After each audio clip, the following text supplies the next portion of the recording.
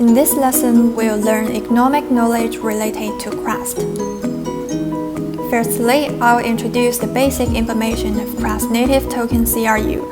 Then I'll briefly explain the GPUS mechanism. Finally, I'll introduce the pricing method of the Crust storage market. The native token of the Crust Network is CRU, and you can find its information on CoinMarketCap. CRU tokens are generated in two ways. One is one-time generation when the main network starts. The other is with the generation of blocks. The initial supply are 20 million. This is the distribution of the first 20 million tokens. 15% of the sold token in the private round are circulable at TGE, and remaining 85% will be linearly unlocked in 18 months after the mainnet. Tokens sold in the seed round are fully locked and will be linearly unlocked in 18 months after the mainnet.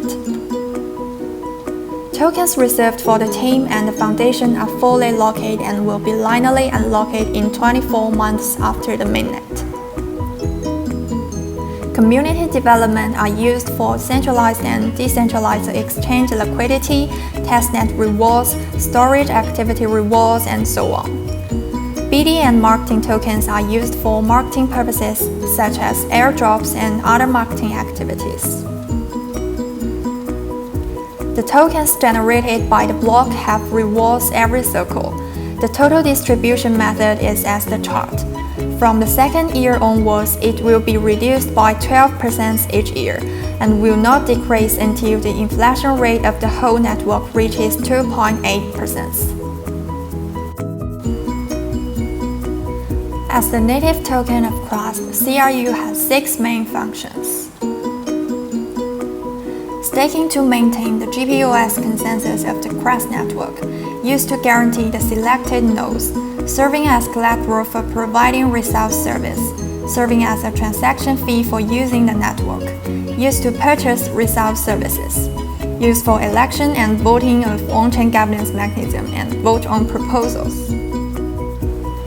Next, I'll introduce you to GPUS consensus mechanism. This chapter will be helpful for those who want to become a Crust node or CRU holder. The blockchain consensus in the Crust network is GPUS, which is called Guaranteed Proof of Stake. GPUS is a kind of POS consensus mixed with POW. Under this mechanism, two types of assets, storage resources and CRU tokens, are both required to become a node.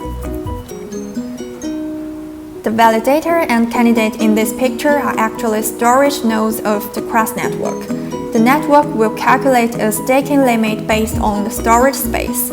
Nodes can choose to buy CRU by themselves, or they can choose to accept guarantees from other CRU holders. This involves a very important role in the Crust network, the guarantor. The guarantor may be just a CRU holder. He can choose to stake CRU for the node so as to share the node's income. The amount of staking exceeding the staking limit is invalid. So, how does the guarantor choose the node and stake for him? This is the staking page of Crust Maxwell Preview Network apps. Here you can see the list of validators, and the network has calculated the staking limit for each node through a formula. Guarantee fee represents the income ratio when the guarantor stakes CRU for this node, and this fee rate is set by the node. Take the first node as example. His own effective stake is only 25 CRU. In order to reach his staking limit as much as possible, he set a relatively high guarantee fee to attract the guarantor to stake for him.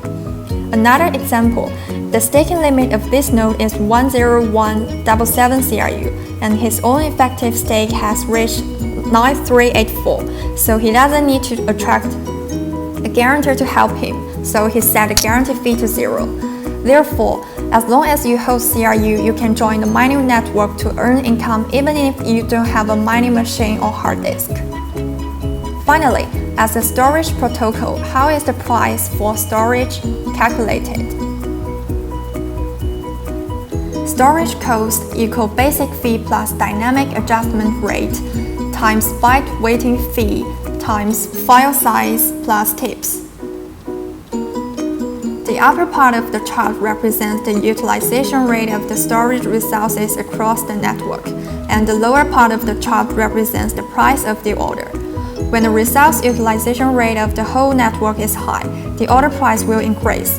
When the resource utilization rate of the entire network reaches a certain height, the order price will begin to drop. The price fluctuation of storage will become smaller and smaller, and finally will stabilize at a price accepted by the market. You can find all this information at the bottom of the lesson.